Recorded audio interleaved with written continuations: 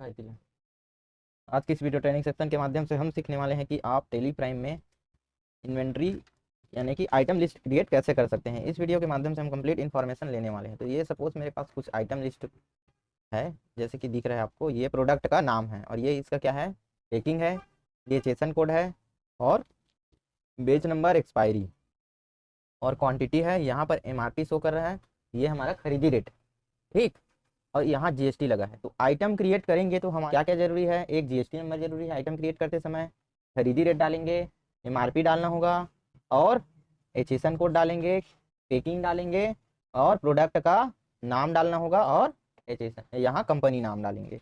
ये सभी company item create करते समय जरूरी है। तो आप बिल को फोटो खींच सकते हो या स्क्रीनशॉट लेकर रख सकते हो। तो हम चलिए हम एक आइटम, पहले वाला आइटम क्रिएट करते हैं। तो इसके लिए आपको टैली ओपन कर लेना होगा। जिस कंपनी में आप आइटम लिस्ट बनाना चाहते हैं उस कंपनी को ओपन कर लेंगे। उसके बाद आपको जाना कहाँ होगा, क्रिएट में जाना होगा। क्रिएट, यहाँ से हम लोग लेजर बनाना सीख चुके हैं। अब हमें क्या बनाना है, आइटम। तो हमें जाना होगा किसमें, स्टॉक आइटम। इसमें जाएंगे स्टॉक आइटम, यहाँ पर एंटर करेंगे। फिर यहाँ हमें क्या क्या ऑप्शन चालू करना पड़ता है इसको हम समझते हैं। तो सबसे पहले आइटम क्रिएट करने से पहले आपको कुछ कुछ ऑप्शन यहाँ चालू कर लेना होगा, ठीक, और कुछ ऑप्शन ऐसे रहते हैं जिसको बंद कर लेना होगा। तो मान ले यहाँ पर आपको स्टैंडर्ड रेट ऑप्शन शो नहीं करेगा, एमआरपी यहाँ शो नहीं करेगा, आईजीएसटी और सीजीएसटी ऑप्शन चालू नहीं होगा। तो आपको F12 बटन से यहाँ से चालू कर लेंगे। F12 में जाएंगे और यहाँ पर देखिए तो मोर कॉन्फ़िगरेशन नो रहेगा, इसको क्या करना होगा, यस करना होगा। यहाँ पर भी इसको भी यस कर लेंगे, फिर पूरी सेटिंग यहाँ चालू हो जाएगा। ये दोनों ऑप्शन यस कर लेना, फिर आपका ऑप्शन चालू हो जाएगा। फिर आपको यहाँ पर यहाँ प्रोवाइड एमआरपी डिटेल यहाँ दिख रहा है, इसको क्या कर देंगे, ये प्रोवाइड एमआरपी डिटेल, इसको यस कर देंगे, ठीक। फिर अगेन यहाँ provide standard buyer and selling rate, इसको भी क्या कर देना होगा, यस कर देना होगा, ठीक। ये दोनों ऑप्शन यस कर लेंगे, बाकी आपको ऑप्शन चालू करने की ज़रूरत नहीं है। फिर यहाँ जीएसटी ऑप्शन में जीएसटी डिटेल को क्या करेंगे, यस, और यहाँ एचएसएन डिटेल को यस, एचएसएन डिस्क्रिप्शन को बंद कर देंगे। अब प्रोवाइड ब्रेकअप आप टैक्स रेट को क्या कर देंगे, यस, फिर इंटर इंटर करके यहाँ पर सेव कर देंगे। हम पहला आइटम बनाते हैं,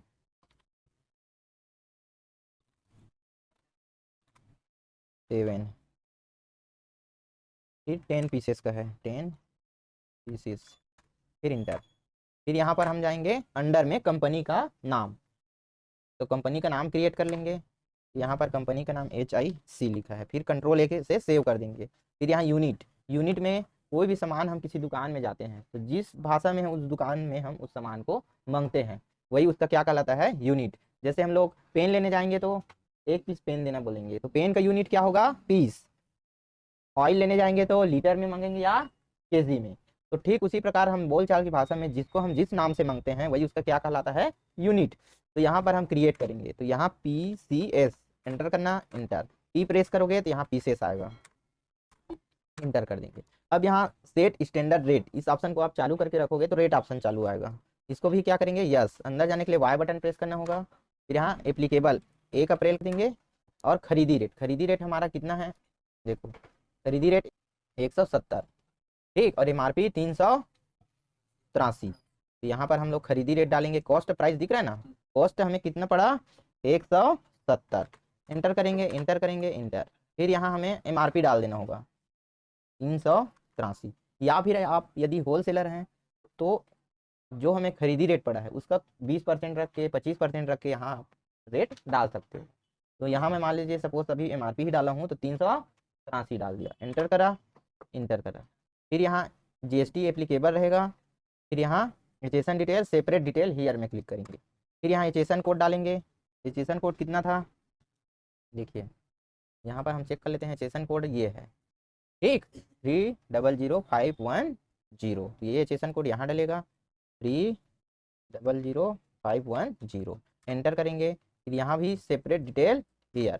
फिर यदि इसमें बिना टैक्स वाला आइटम रहेगा तो यहाँ नील रेट में डाल देंगे। यदि इस आइटम में क्या लगा है, टैक्स लगा है, तो क्या करेंगे, टैक्सेबल। अब कितना % टैक्स लगा है भाई, यहाँ चेक कर लेता हूँ एक बार, 12%। कितना लगा है, 12। यहाँ हम लोग क्या करेंगे, 12 लिख देंगे। तो CGST और SGST कितना होगा, 6। यदि किसी आइटम में 18 लगा है तो CGST SGST 9 ऑटोमेटिक आ जाएगा, 12 लगा है तो 6। यहाँ तक क्लियर है। उसके बाद यहाँ MRP एक बार और डाल देंगे, तो MRP में क्या करेंगे हम लोग, यस करेंगे, फिर एंटर कर देंगे। अब MRP हमारा कितना था, 383। इतना कुछ डालने के बाद ये पूरा हमारा बेसिक आइटम क्रिएट हो जाएगा। इस आइटम को हम कंट्रोल A की मदद से सेव कर देंगे। ठीक, इस प्रकार हमने एक आइटम बनाना सीख गए। अगला आइटम यही प्रोसेस से हम फिर से बना सकते हैं। तीनों आइटम मैं आपको बना के दिखाऊंगा, ये चाहिए। ठीक, पैकिंग में 100 का है।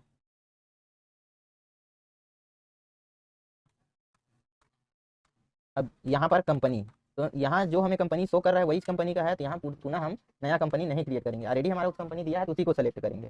फिर यहाँ यूनिट में पीसेस रहेगा, स्टैंडर्ड रेट यस करेंगे, यहाँ खरीदी रेट डालना होगा और यहाँ सेल रेट डाल देंगे 350। एंटर एंटर करेंगे। सेपरेट डिटेल हियर, एसेसन कोड डाल देंगे 90। फिर सेपरेट डिटेल हियर, टैक्सेबल, जितना परसेंट टैक्स लगा है उतना डाल देंगे। इंटर इंटर MRP डालेंगे, यस करेंगे, MRP 350। इंटर इंटर इंटर करके सेव कर देंगे। फिर अगला आइटम बनाएंगे।